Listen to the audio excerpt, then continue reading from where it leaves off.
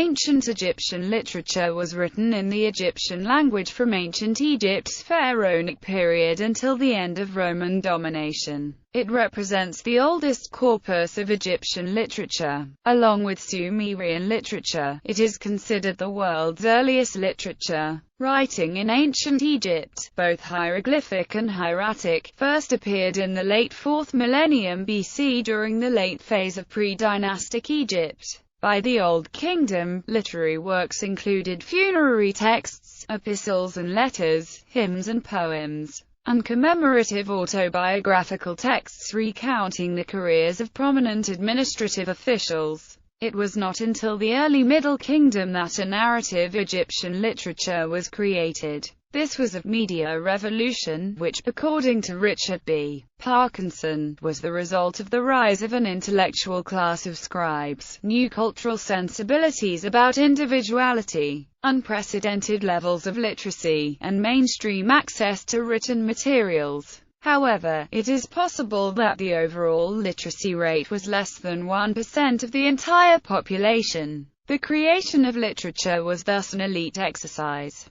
monopolized by a scribal class attached to government offices and the royal court of the ruling pharaoh. However, there is no full consensus among modern scholars concerning the dependence of ancient Egyptian literature on the socio-political order of the royal courts. Middle Egyptian, the spoken language of the Middle Kingdom, became a classical language during the New Kingdom, when the vernacular language known as Late Egyptian first appeared in writing. Scribes of the New Kingdom canonized and copied many literary texts written in Middle Egyptian, which remained the language used for oral readings of sacred hieroglyphic texts.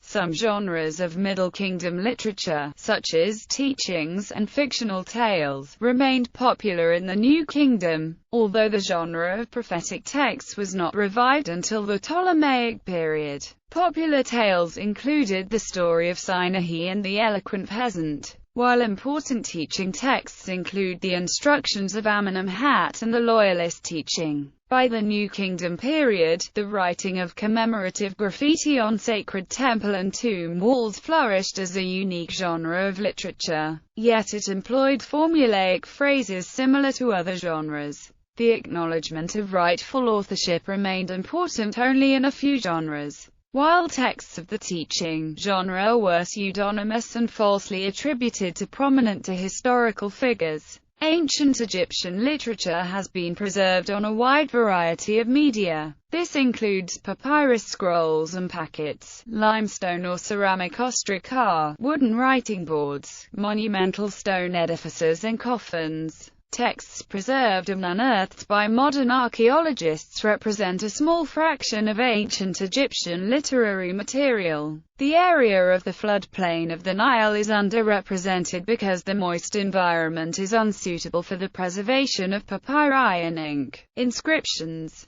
On the other hand, hidden caches of literature, buried for thousands of years, have been discovered in settlements on the dry desert margins of Egyptian civilization. Scripts, media, and languages. Hieroglyphs, hieratic, and demotic. By the early dynastic period in the late 4th millennium BC, Egyptian hieroglyphs and their cursive form hieratic were well-established written scripts. Egyptian hieroglyphs are small artistic pictures of natural objects. For example, the hieroglyph for doorbolt, pronounced shay, produced the S sound. When this hieroglyph was combined with another or multiple hieroglyphs, it produced a combination of sounds that could represent abstract concepts like sorrow, happiness, beauty, and evil. The Nama palette, dated c. 3100 BC during the last phase of pre-dynastic Egypt, combines the hieroglyphs for catfish and chisel to produce the name of King Nama. The Egyptians called their hieroglyphs words of God, and reserved their use for exalted purposes,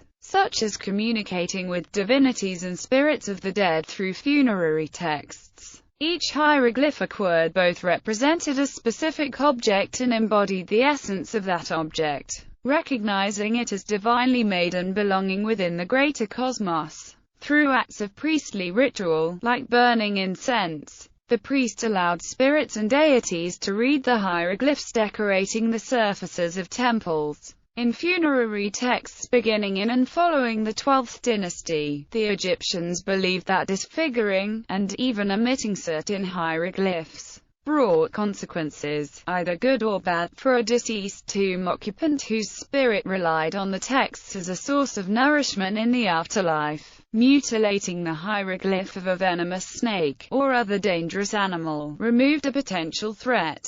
However, removing every instance of the hieroglyphs representing a deceased person's name would deprive his or her soul of the ability to read the funerary texts and condemn that soul to an inanimate existence. Hieratic is a simplified, cursive form of Egyptian hieroglyphs. Like hieroglyphs, hieratic was used in sacred and religious texts. By the 1st millennium BC, calligraphic hieratic became the script predominantly used in funerary papyri and temple rolls, whereas the writing of hieroglyphs required the utmost precision and care. Cursive hieratic could be written much more quickly and was therefore more practical for scribal record-keeping. Its primary purpose was to serve as a shorthand script for non-royal, non-monumental, and less formal writings such as private letters, legal documents, poems, tax records, medical texts, mathematical treatises, and instructional guides.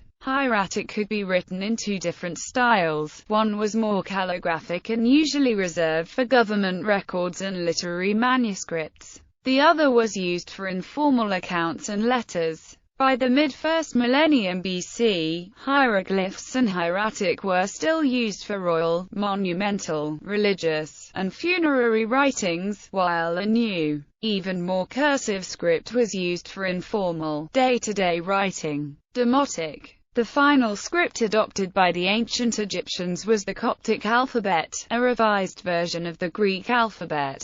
Coptic became the standard in the 4th century AD when Christianity became the state religion throughout the Roman Empire. Hieroglyphs were discarded as idolatrous images of a pagan tradition, unfit for writing the biblical canon. Writing implements and materials. Egyptian literature was produced on a variety of media, along with the chisel, necessary for making inscriptions on stone. The chief writing tool of ancient Egypt was the red pen, a reed fashioned into a stem with a bruised, brush-like end, with pigments of carbon black and red ochre. The reed pen was used to write on scrolls of papyrus, a thin material made from beating together strips of pith from the Cyperus papyrus plant, as well as on small ceramic or limestone ostraca known as potsherds. It is thought that papyrus rolls were moderately expensive commercial items, since many are palimpsests,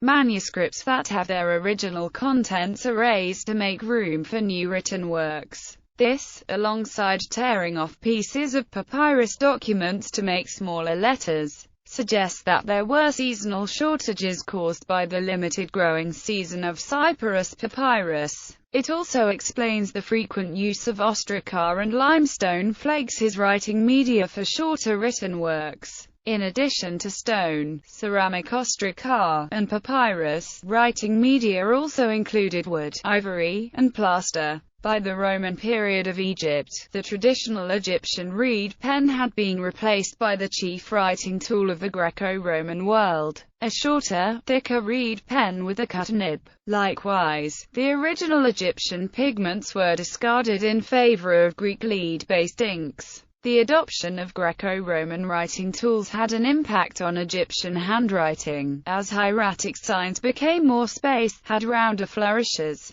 and greater angular precision. Preservation of written material. Underground Egyptian tombs built in the desert provide possibly the most protective environment for the preservation of papyrus documents. For example, there are many well-preserved Book of the Dead funerary papyri placed in tombs to act as afterlife guides for the souls of the deceased tomb occupants. However, it was only customary during the late Middle Kingdom and first half of the New Kingdom to place non-religious papyri in burial chambers. Thus, the majority of well-preserved literary papyri are dated to this period. Most settlements in ancient Egypt were situated on the alluvium of the Nile floodplain. This moist environment was unfavorable for long-term preservation of papyrus documents. Archaeologists have discovered a larger quantity of papyrus documents in desert settlements on land elevated above the floodplain, and in settlements that lacked irrigation works, such as Elephantine, El-Lahan, and El-Hibba. Writings on more permanent media have also been lost in several ways. Stones with inscriptions were frequently reused as building materials, and ceramic ostraca require a dry environment to ensure the preservation of the ink on their surfaces, whereas papyrus rolls and packets were usually stored in boxes for safekeeping. Ostraca were routinely discarded in waste pits. One such pit was discovered by chance at the Ramesside-era village of Deir el-Medina,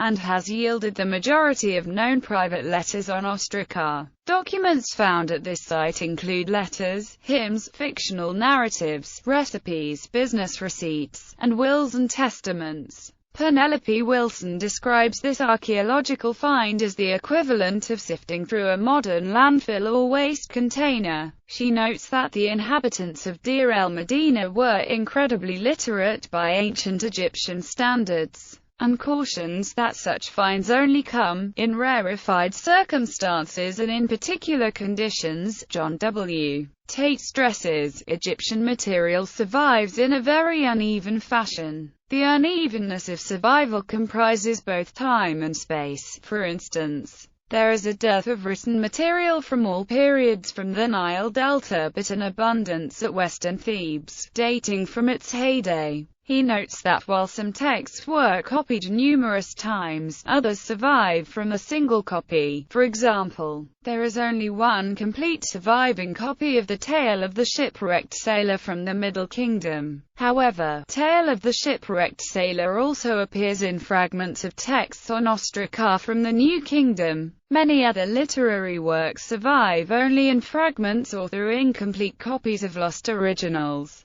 Classical, Middle, Late, and Demotic Egyptian language. Although writing first appeared during the very late 4th millennium BC, it was only used to convey short names and labels. Connected strings of text did not appear until about 2600 BC, at the beginning of the Old Kingdom. This development marked the beginning of the first known phase of the Egyptian language, Old Egyptian. Old Egyptian remained a spoken language until about 2100 BC, when, during the beginning of the Middle Kingdom, it evolved into Middle Egyptian. While Middle Egyptian was closely related to Old Egyptian, Late Egyptian was significantly different in grammatical structure. Late Egyptian possibly appeared as a vernacular language as early as 1600 BC, but was not used as a written language until c. 1300 BC during the Amarna period of the New Kingdom. Late Egyptian evolved into Demotic by the 7th century BC, and although Demotic remained a spoken language until the 5th century AD,